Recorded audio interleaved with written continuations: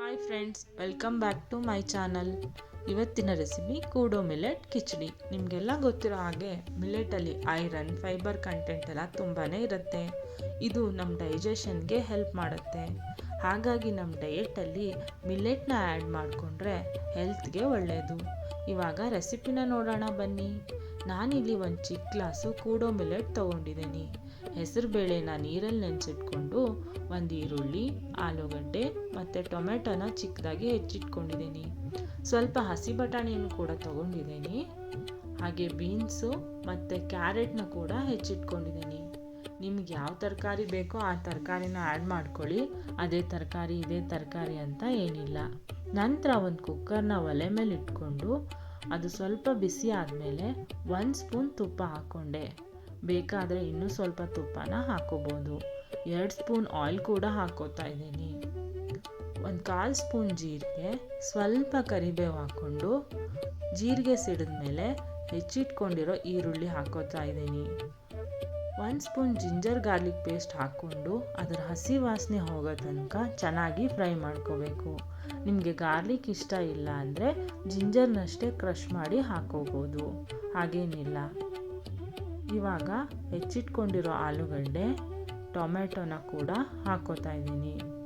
Carrot ಮತ್ತು beans, ಸ್ವಲ್ಪ ಬಟಾಣಿ ಎತ್ತಿಟ್ಕೊಂಡಿದ್ನಲ್ಲ ಅದನ್ನು ಹಾಕ್ಕೊಂಡು ಚೆನ್ನಾಗಿ ಮಿಕ್ಸ್ ಮಾಡ್ಕೊತೀನಿ. 1-3 ಮಿನಿಟ್ಸ್ ಚೆನ್ನಾಗಿ ಮಿಕ್ಸ್ ಮಾಡ್ಕೊತೀನಿ. ನೋಡಿ, ಇವಾಗೆಲ್ಲ ಚೆನ್ನಾಗಿ ಮಿಕ್ಸ್ ಆಗಿದೆ. 2-3 ಮಿನಿಟ್ಸ್ ಆದಮೇಲೆ ನೆನೆಸಿಟ್ಕೊಂಡಿರೋ ಹೆಸರು ಬೇಳೆನ ಅದಕ್ಕೆ ಆ್ಯಡ್ ಮಾಡ್ಕೋತಾ ಇದ್ದೀನಿ. ನಾನಿಲ್ಲಿ ಕೂಡೋ ಮಿಲೆಟ್ನ 2-3 ಟೈಮ್ಸ್ ವಾಶ್ ಮಾಡಿಟ್ಕೊಂಡಿದ್ದೆ, ಅದನ್ನು ಕೂಡ ಆ್ಯಡ್ ಮಾಡ್ಕೋತಾ ಇದ್ದೀನಿ. ಇವೆಲ್ಲದನ್ನು ಆ್ಯಡ್ ಮಾಡಿಕೊಂಡು ಚೆನ್ನಾಗಿ ಮಿಕ್ಸ್ ಮಾಡ್ಕೋಬೇಕು. ನೋಡಿ, ಮಿಕ್ಸ್ ಮಾಡ್ಕೋತಾ ಇದ್ದೀನಿ. ನಾನು ಒಂದು ಚಿಕ್ಕ ಗ್ಲಾಸು ಕೂಡೋ ಮಿಲೆಟ್ ತೊಗೊಂಡಿದ್ದೆ ಅಲ್ವಾ, ಅದಕ್ಕೆ 2.5 ಗ್ಲಾಸಷ್ಟು ನೀರು ಹಾಕ್ತಾ ಇದ್ದೀನಿ.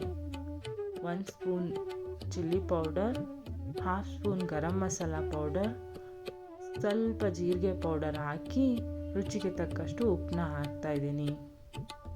ಅರಿಶಿನದ ಪುಡಿ ಹಾಕೋದು ಮರೆತೇ ಬಿಟ್ಟಿದ್ದೆ.